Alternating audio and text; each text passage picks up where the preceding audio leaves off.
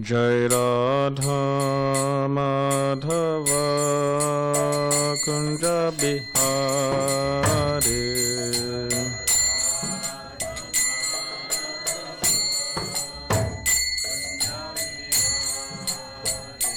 Jai Radha Madhava Kunja Bihari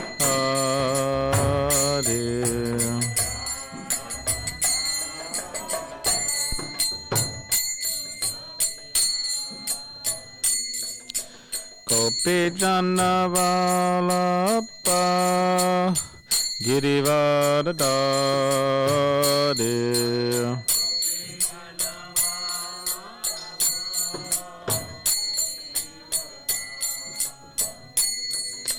Gopi Jana Vallabha Girivardhari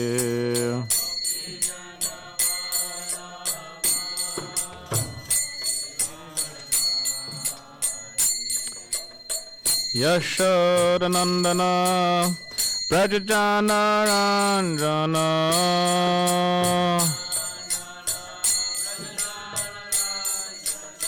Yashodanandana Prajajana Ranjana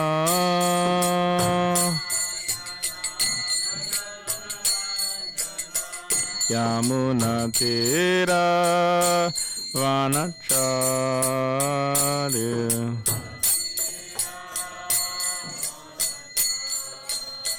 Yamuna Tira Vanacharya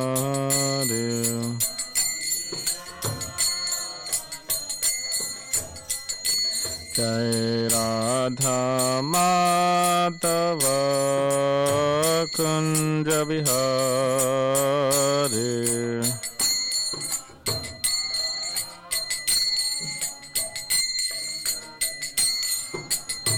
Jai Radha Madhava Kunja Bihari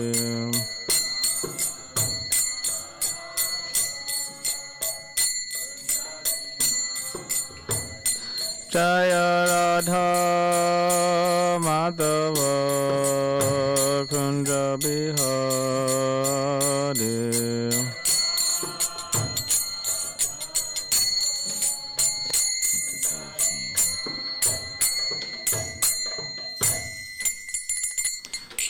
Vishnupad, Paramahamsa, Parivrajacharya, Ashtottara Shatashish, Madhusvangari, Saisi Bhaktivedanta, Swami Prabhupada ki jai, Grantaraj Srimad Bhagavatam ki jai. All glories to the assembled devotees.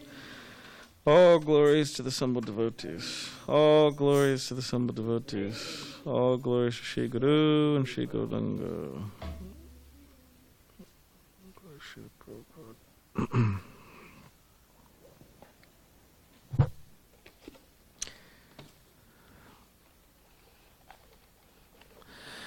Om Namah Bhagavate Vasudevaya.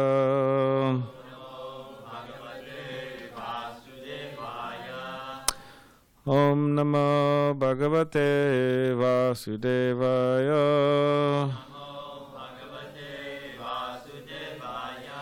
Om Namah Bhagavate Vasudevaya.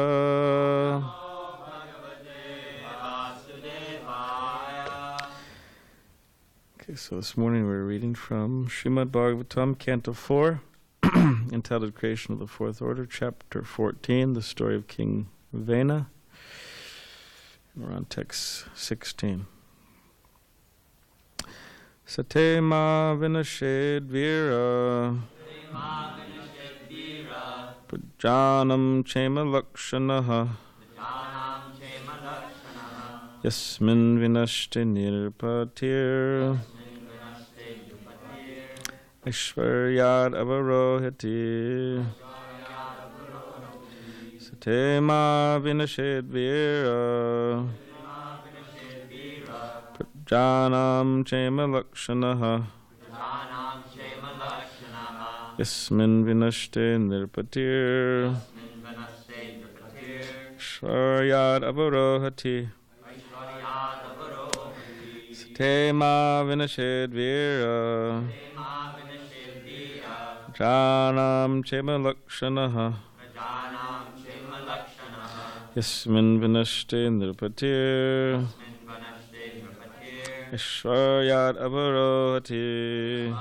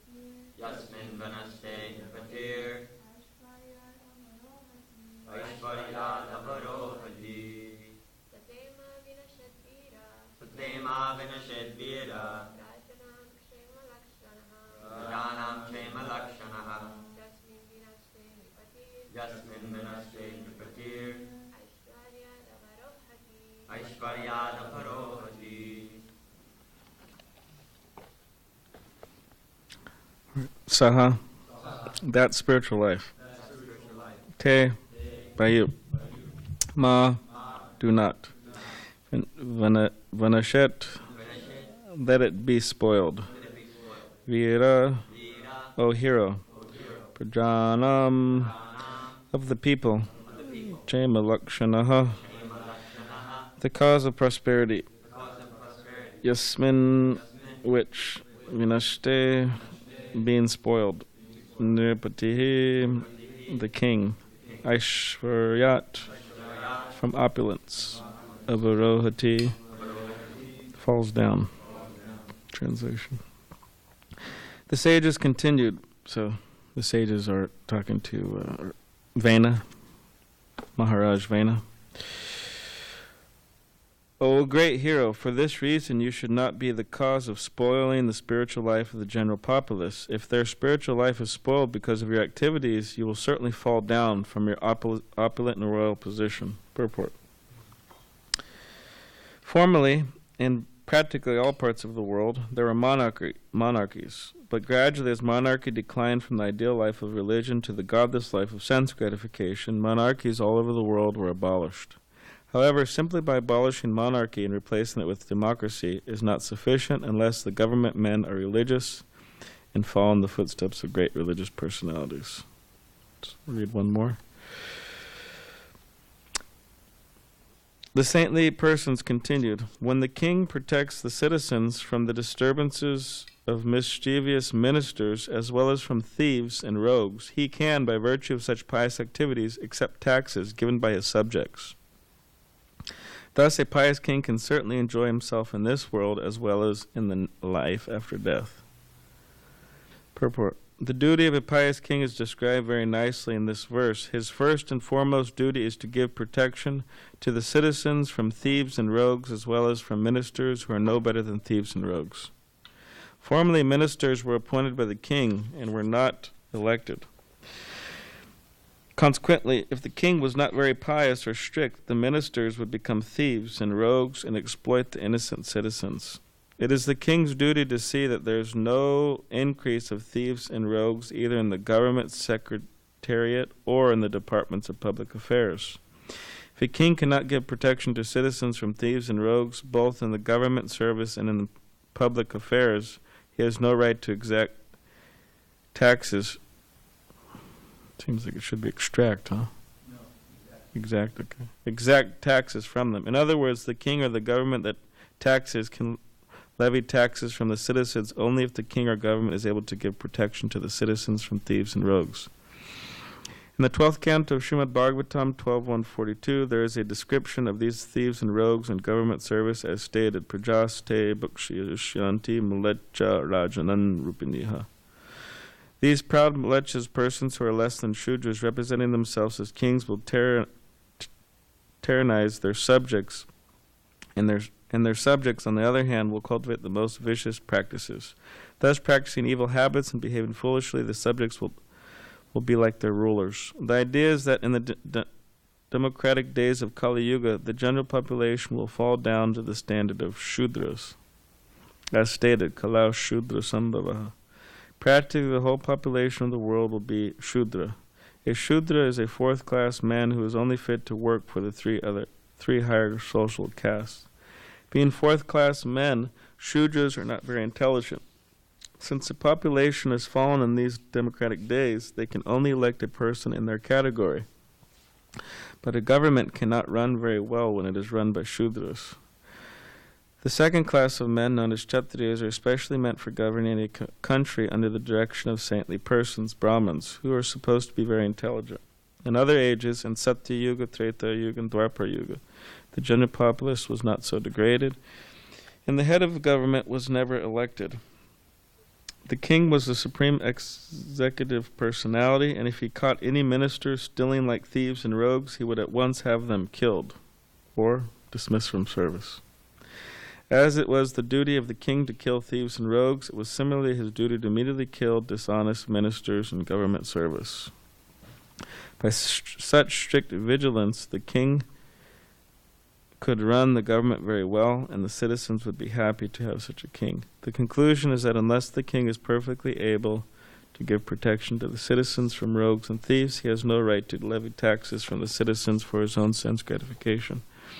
However, if he gives all protection to the citizens and levies taxes on them, he can live very happily and peacefully in this life, and at the end of this life be elevated to the heavenly kingdom or even to the Vaikunthas, where he will be happy in all respects.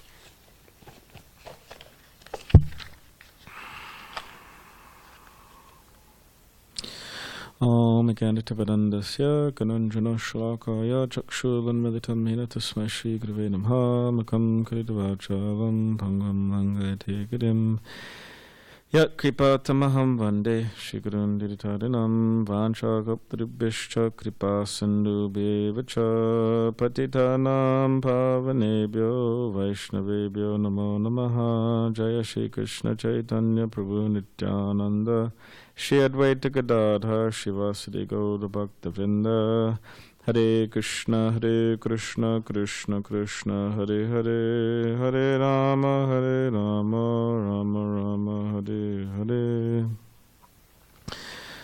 All right, we'll read the translations again.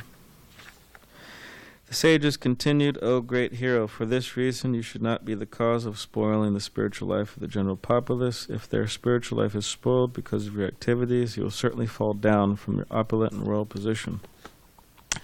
The saintly persons continued, when the king protects the citizens from the disturbances of mischievous ministers as well as from thieves and rogues, he can, by virtue of such pious activities, accept taxes given by his subjects. Thus a pious king can certainly enjoy himself in this world as well as in the life after death.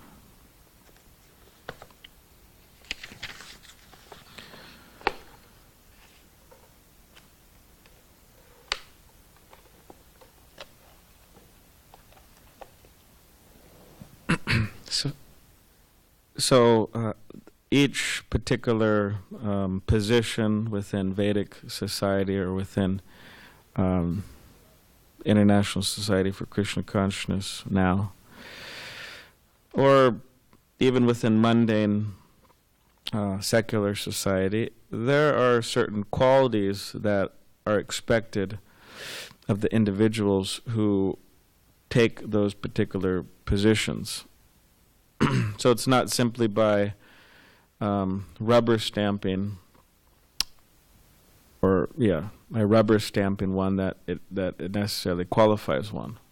There has to be certain qualities that a person has, and aside from there being certain qualities, there also has to be activities that the person's doing.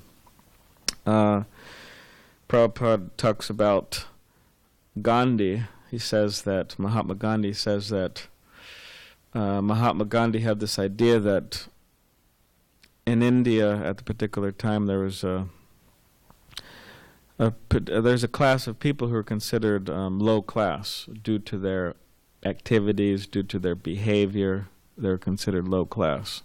So, interesting enough, they weren't really allowed in the temples, or what to speak of going on the altar. So Mahatma Gandhi, he had this idea that, we'll name these people Harijan, which means people of God. And there was a big tension between the temple, the temples and the priests, and Mahatma Gandhi and his ideas that, you just rubber stamp these people Harijan and immediately they're qualified or something. Which, okay, everybody is Harijan, or means everybody is children of Krishna. Krishna is the Supreme Father, right? Aham bija pradapraja in the Bhagavad Gita. He says, I'm the Supreme Father. But still, just by giving somebody a name, it doesn't qualify them. They have to have certain qualities and certain activities. Like this devotee, he says that, he was telling me that Sura up in L.A., Sura Prabhu, there, long-time Prabhupada disciple, beloved of the devotees. Sura was in Atlanta, and apparently he was living there, and there was this devotee. He might have been a temple devotee, he might have been a congregational, I'm not sure. I think he was a temple devotee, but anyways, he decided to go out one night drinking. So he was out all night drinking, alcohol. Wasn't drinking non-alcoholic beverage, alcohol. He was out drinking alcohol. So he got intoxicated. He got drunk. So then he comes back and he's there in Mangalarti. Sura's there and devotees are there. And this devotee's just absolutely drunk. And making a disturbance, smelling up the place with alcohol and probably saying stupid things or doing stupid things, acting weird, when drunk people are just. it's not a lot of fun to hang out with drunk people if you're not drunk. It's actually, like, these people just look like absolute fools. So anyways, he was there, and then Sura told him, you got to leave the temple. This is unacceptable. You have to leave the temple. So this man, he said, "Hey, I'm a devotee. You can't tell me to leave the temple. I'm a devotee." And then Sura says, "No, you got to leave the temple. You're causing. Hey, I'm a devotee." And he said, "You're committing Vaishnava aparad." That's what he said this time. Anyways, I don't know what happened. We have to ask Sura what happened with him. I'm not sure what happened with him, but saying you're committing Vaishnava aparad. So, okay, there can be devotees who drink. There's probably some devotees who drink. Prabhupada even said one time, encouraging some boozers, some alcoholics or whatever, some people who drink alcohol, he said, "Oh, when you drink wine, you should see that this taste is the taste of Krishna." He said that one time, for these people. So you could say, okay, he's a devotee, but again, just to claim oneself a devotee, there has to be particular qualities there, and there has to be particular activities. And Srila Prabhupada or Chaitanya Charitamrita says, how many qualities are there? There's 26 qualities of a devotee. Does anyone remember one of them? Poetic. I knew you were going to. Huh? Grave, expert, poetic, silent. Silent means they're not quiet, means they don't talk nonsense. That's what silent means. Always clean. Huh? Magnanimous, mild, forgiving, always surrendered to Krishna, no material desires, and so on. So, yeah, devotee should know what those are and should develop them. So here, saying that the verses of Srimad Bhagavatam saying that, giving some descriptions of what a king is supposed to be like. And the king is supposed to have particular qualities. And one of those qualities is the king is supposed to help people in their spiritual life, not spoil it. So you could see nowadays what type of leaders do we have on that basis. That you could say, okay, in some ways they're not truncating our program, which is nice, God bless America. But how much are they encouraging it? How much are the governments around the world actually encouraging? Yeah, they kind of, maybe they let us do our things. But how much are they encouraging it? So real leadership, they encourage it.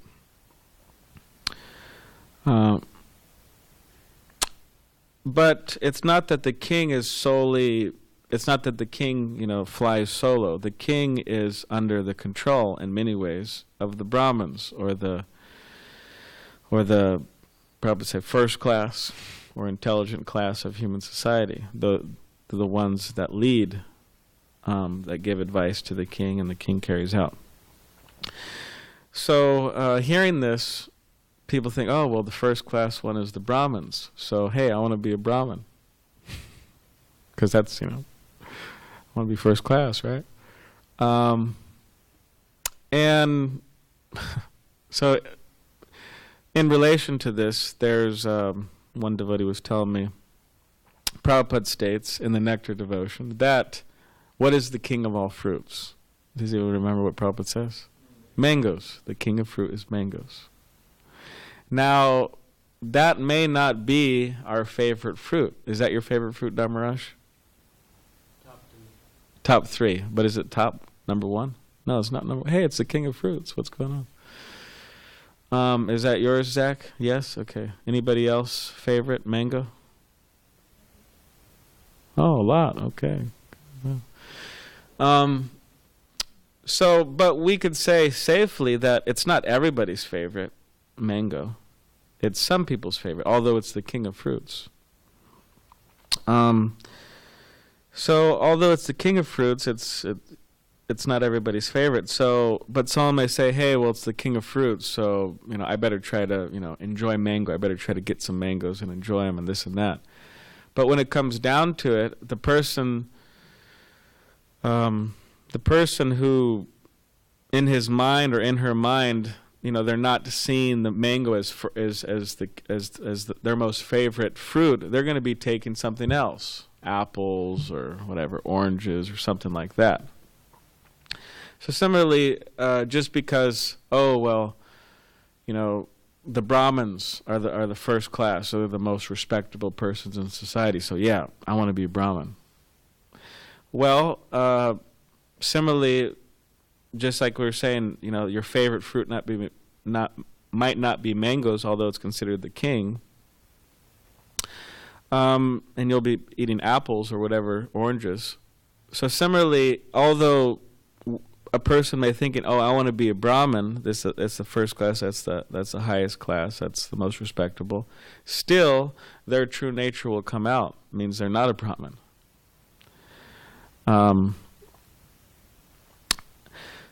So in other words, we shouldn't want to act out of our nature just for the sake of being cool,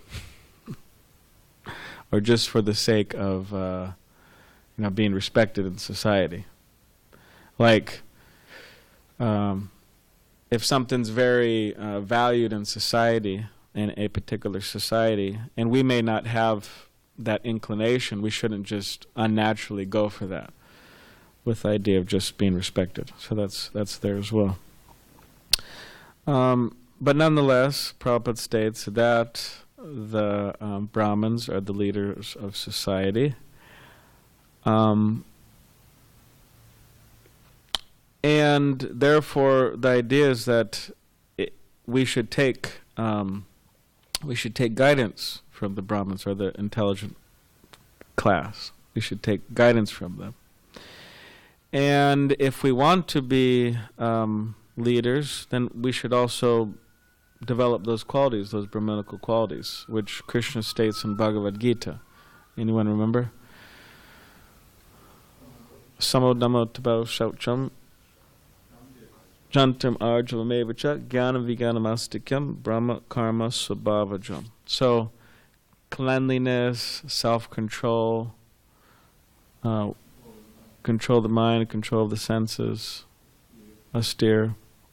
So there's certain qualities that Brahminical class has. And Srila Prabhupada, he said, I wanted to create a class of such individuals. Why? To guide human society.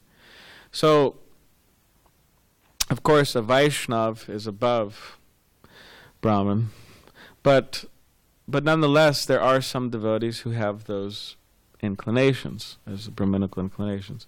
So the idea is we're supposed to take guidance from those who are wise. That's the idea. And we should have enough intelligence to do that. And we should have enough intelligence to admit that maybe we're not as wise as we think we are. Maybe there's people out there who have went through what we've went through and have overcome what we're trying to overcome, and who have made it past the obstacles that we're trying to overcome. In other words, people who are more advanced than us and who could guide us. So that's what's being recommended.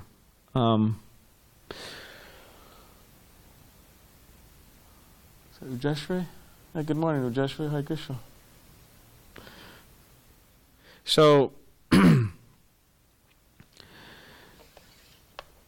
but the goal of life is not to become a Brahmin. The goal of life is to become a devotee. So whether one has Shudra inclinations, means, manual labor, or they have Vaishya inclinations, farming or business, or they have Kshatriya inclinations, military and defense, or they have Brahminical inclinations, reading, studying, this and that. Whatever the case is, the goal of life is not to become a Brahmin or really to become any of these, although we may have to act according to those natures. But the goal of life is to become a devotee. And the goal of life is to become a pure devotee. Not just a devotee, but a pure devotee.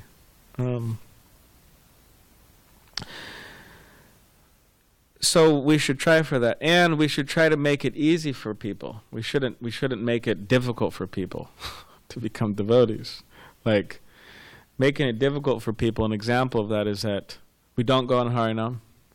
We don't distribute books. We don't put up a sign in front of the temple advertising our programs. We don't go out to the colleges. We don't do any outreach.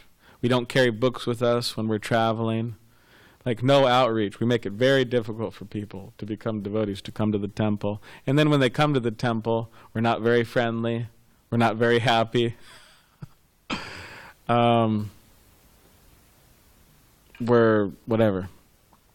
We're not encouraging them. So, in other words, making it difficult for people to become devotees. So we should, as a temple, as a community, we should make it easy for people to become devotees, which means a lot of outreach, and then when they come, it means being friendly with them, encouraging them, and so on. Feeding them, yes, feeding them is very important. Feeding them prasadam, yeah. And about prasadam, I was just going to make another point about prasadam. There was one temple, and I offer all respects to temples and devotees, and don't no one take this the wrong way. I'm not going to say which temple it was, but it's a temple in America, and it's a nice temple, and nice deities and nice devotees. A lot of happens to be Indian devotees. It's not ISV. It's another temple.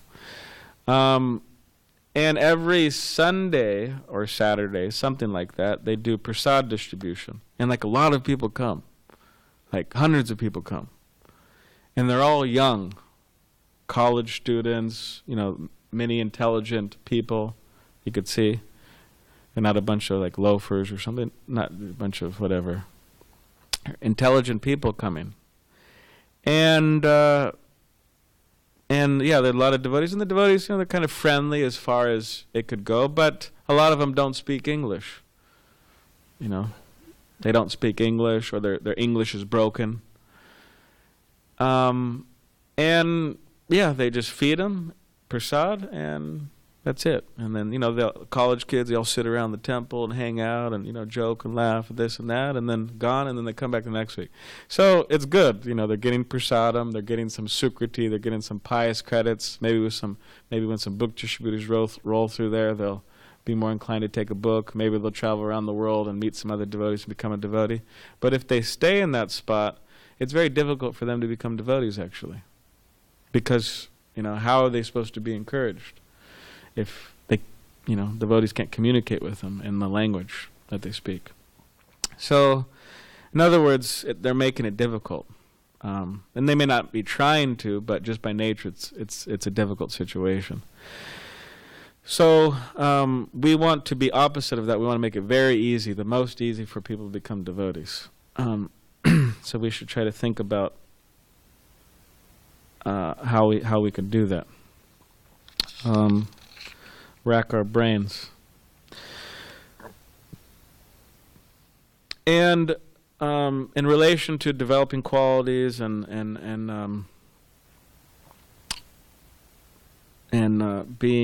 taking guidance from others and so on, and the persons we're taking guidance, they have to have qualities as well, the necessary qualities to guide. The main quality, it says here, it's describing all these kings and rulers and monarchs, and what's the main problem? The main problem is they're not devotees, and the main problem is they're greedy and selfish and self-centered and just terrible.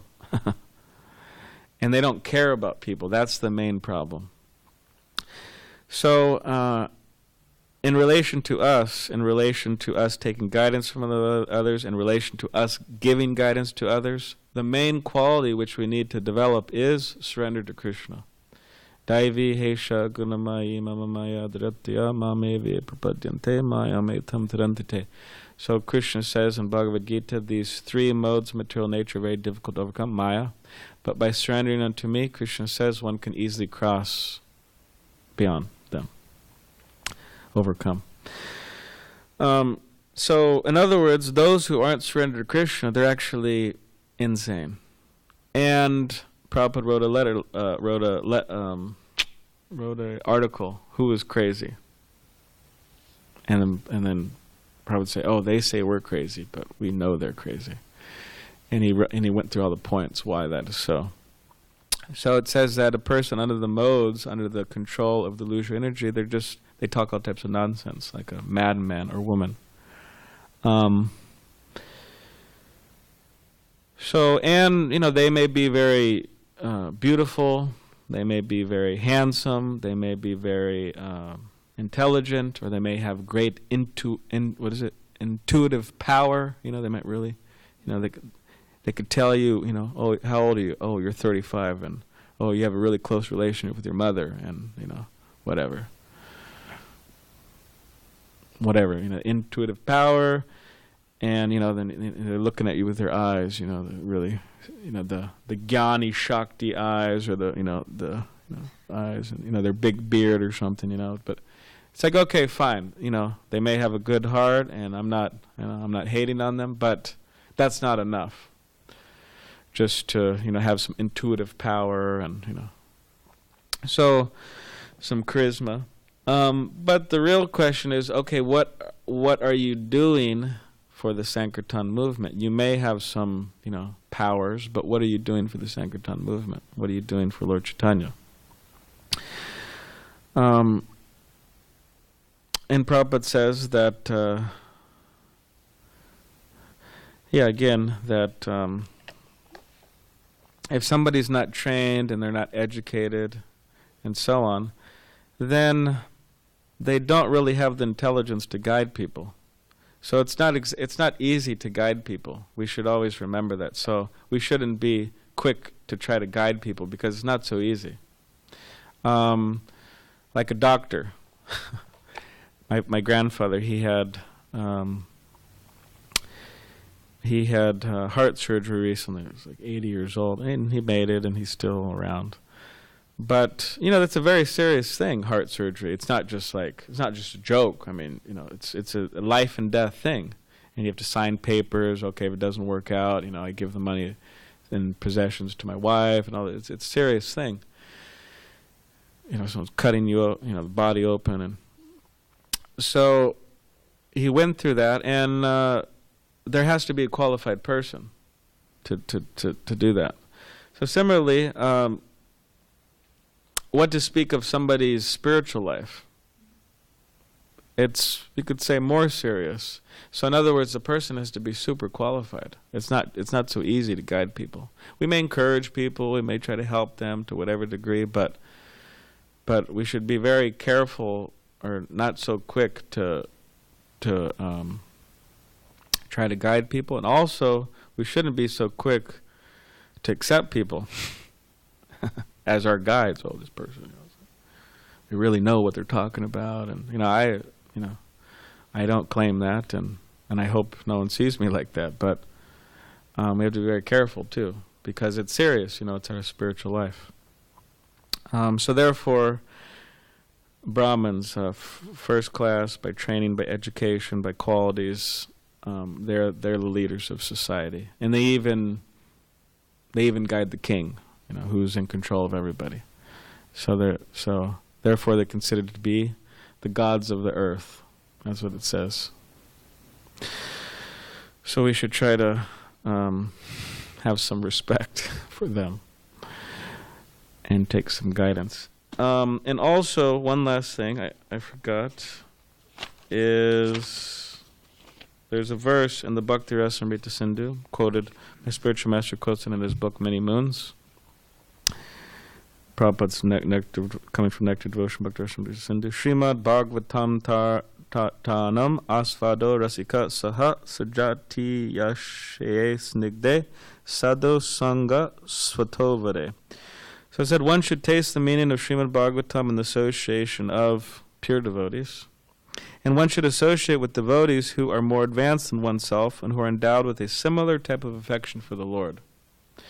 So this is a big subject, and we're not going to get into this right now, but we should associate with devotees who are more advanced than us, and who has a similar affection for the Lord.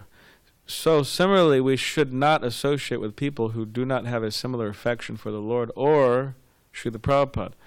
Srila Prabhupada's not that, oh, he was a good man. No, he wasn't a good man. He was the man. He's not a good man. Prabhupada, he was a good man. He did a lot of good work. No, he was the man, and he did the best work. So it's not, to associate with someone like that, our devotion for Prabhupada, our feelings for Prabhupada, our understanding of Prabhupada will be diminished and will be crippled from that. So we have to associate with people who have great faith. No, he's not a good man. He's the man. There's a difference. Like I had somebody tell me that the other day. Oh yeah, Prabhupada. I was friends with Prabhupada. Met him in the 60s. He was a good man. And I thought about it later. I said, no, it's not. That's not. I'm definitely not going to associate with you closely. So, all right. So, does anyone have any questions or comments or anything you'd like to say at this point? Just looking at the first verse, not only should we be proactive in, trying to make it easy for people to become devotees. Yeah. But this line here, if their spiritual life is spoiled because of your activities, you will certainly fall down from your opulent royal position. But it's kind of it's a great opportunity to please Lord Chaitanya by actively trying to help the Sankirtan movement and being conscious of trying to encourage others to become devotees, but at the same time to be a negative force within the devotee community. Yeah. Is a great harm to your devotional life. Yeah. So it's kind of like everything in Krishna consciousness, like a two-edged sword. We have a great opportunity, but it's also incumbent upon us to watch out that we don't discourage others in devotional life. Yeah, that's a great point. My spiritual master, he was bringing it up recently with some devotees. I happened to be there in Laguna Beach, and he was saying that it's very careful that we have to be very careful that we're dealing with everybody nicely. And he said everybody means everybody. I'm paraphrasing what he said, but everybody means everybody. We really have to be careful. And he said, or else what will happen is, due to us being offensive to people, material desires will enter our heart, and then it'll be very difficult for us to, maintain our spiritual lives and be good devotees and relish the happiness of Krishna consciousness. This should be very, very difficult. So yeah, Krishna, all of the lessons in our life, a lot of them anyways, they're really trying to teach us, like, hey, treat people right. Hey, be careful, because after all, everybody's intimately, it's not just like a new age, just treat everybody right, you scratch my back, I scratch your back, that type of thing. But it's specifically because, everybody's connected to Krishna. It says that in Bhagavad Gita, right? How does it start? This shloka? Everybody's connected with Krishna, part and parcel of Krishna. Mamai vangsho jiva loke jiva buddha sanatana manasa sandindrani prakriti stani Krishna. So they're my part and parcels, Krishna is saying. So treat everybody nicely. So yeah, that's important. And as it is, so many people, they do not like religion. They don't have a good reason to believe in God, and they don't have a good reason to believe in religion. And in some, of course, they haven't met a devotee. That means they haven't met a devotee. But also, in some ways, you can't really blame them because there's so much hypocrisy going on in religions all over the world. So we have to be careful that people don't see us as hypocrites. That, hey, you guys, you said you want to be kind to others, but hey, you weren't so kind to me the other day, or whatever. On and on and on. So there's a big list of things we could get criticized for, but should be careful. Yes. Deva Vrata Prabhu. The Chaitanya Charitamrita explains the way that a Madhyamadikari interacts with people. It explains that he develops friendship with the devotees, shows compassion to the innocent, and neglect to the envious.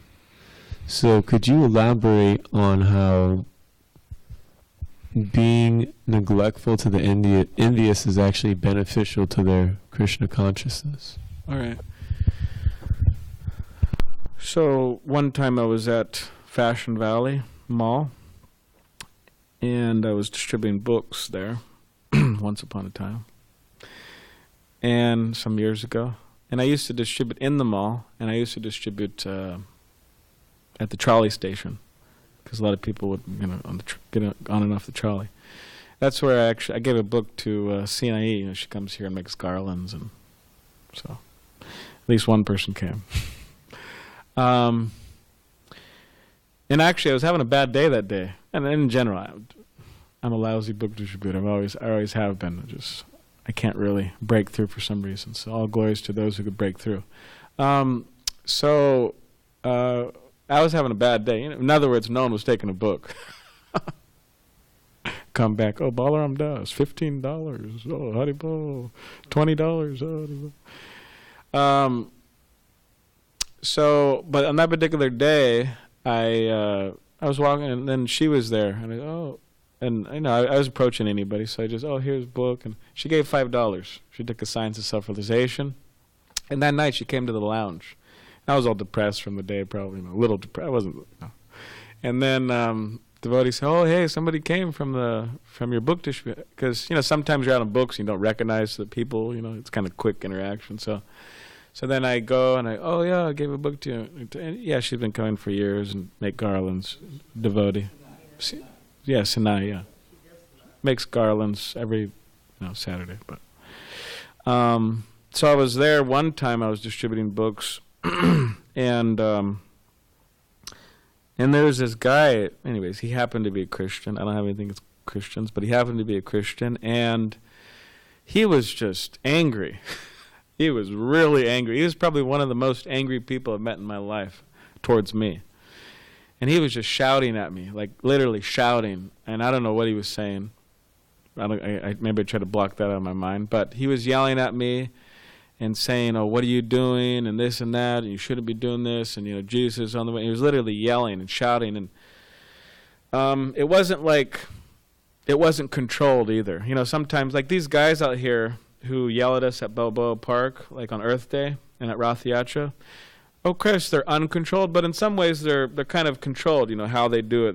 There's a little control to it, at least in comparison to the guy I was dealing with. Like this guy was just, he was kind of nuts too. I think kind of crazy, like deranged. So then I was like hanging out. I was just ignoring him, kind of distributing and yelling, and then I just took off. I was like, I can't handle that. I just left, and then I came back and he started again. And I was still hanging out there. And then later he came up to me and he said, I apologize. I got a little lost control myself. But the point is that with such people, how are you supposed to preach to those people? It says you shouldn't preach to the envious. Clearly he was an envious person. So if I was to go up to him and say, hey, here, you want a book? He might grab the book, throw it on the ground. He might hit me in the face, whatever. So, and if he does things like that, like throw the book on the ground, then that's an offense, to Krishna. That's offense to the book. In other words, he doesn't get any benefit from that. So by not preaching to him, he actually will not commit offenses, which will further hamper his spiritual life. Like punching me in the face. Like I might think, well, maybe I deserve to get punched in the face, but maybe. Because I'm connected with a spiritual master who is dear and who's connected to Srila Prabhupada and who's connected with Krishna, so somehow or other I'm connected. Maybe Krishna will like that, So, and then it will be bad for him. So, therefore we avoid such people because they'll become more offensive. So it's not an act of like us not being kind, it's actually an act of mercy. Like one time, another example, I was preaching to my grandfather. Not this grandfather who just got the heart surgery here in SanDiego. I was preaching to my other grandfather, my father's father. And I had the Holy Name book. It was Namamrita, right? The Nectarian Glories of the Holy Name. I forgot who was compiled by, but it's a big book with a bunch of quotes from Prabhupada's, Shubhananda, yeah. Bunch of quotes from Srila Prabhupada about, like the quote from Rupa Goswami, "Oh, I don't know how much nectar these two syllables, Krishna, have." And when I hear these, I wish that I just don't want 2 ears. I want, millions of ears or thousand millions of ears so I could relish, the nectar of the holy name, and also thousands of tongues so I could chant and hear, So I was like sharing such verses with him. Oh yeah, here's a real nectar, and this is whatever 10 years ago or something. Yeah, it was 10 years ago, at least. And I was a new bhakta, right? Enthusiastic, and yeah, I mean, what can he appreciate about the holy name? He said, "Oh, I don't know if I believe this, and this doesn't sound right, and this is wrong." And of course, So he becomes offensive. My spiritual master, one last example, he was traveling on plane with his father. And they were going to Nepal or something like that. Kathmandu, right? So then my spiritual master is, young brahmachari with his father. Father's a judge, a very respectable person, kind of scientifically inclined. So my spiritual master thought, well, maybe he'll appreciate this book, Easy Journey to Other Planets. It's like scientifically language and everything. So he started to tell his father about it, and give him the book and everything. And then his father said, son, I thought you were something like this. He said, son, I thought you were kind of little like out there, but now I really know that you're out there. So in other words, he wasn't appreciated. And then my spiritual master said, yeah, so from then I realized I should change the preaching tactic. So, when I preach to my father, my main preaching to my father is I go up to Oregon, I have my own pots, clean pots, and I cook, I cook prasadam, and he loves the prasadam. He likes grunga potatoes. So that's my preaching to him. Anyway, so yeah, that's the idea. All right, any last comment or question? No? Okay, so tomorrow is text 18. Text 18. And it's a special day tomorrow. Mukunda Charan will give the Sunday feast talk. Yeah, it'll be his second time. So everybody could try to encourage him, hey, a really good class. I don't know. Yeah. Well, he's listening right now, I think, anyways. So, Trivida Prabhu's saying maybe you could slow down sometimes, Mukunda. Okay, Grantaraj Srimad Bhagavatam Ki Jai.